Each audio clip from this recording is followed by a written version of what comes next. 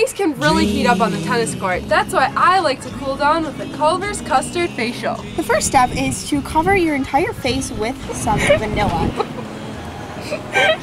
After that is all brushed in, we are going to put some chocolate over your eyes. Oh my gosh, it's so cold, Kiera. What's that? It's M&M. It brings out the color in your eyes. They're green. I always wanted green eyes. Yep.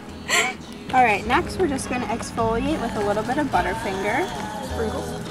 A little bit of Snicker to add to your smile. Get it really worked in. Take out all the dead little skin cells or stuff, all that stuff. Oh my god. Dream, dream, dream, dream. Awesome. Dream, dream, dream. No, is that cool or what? Dream.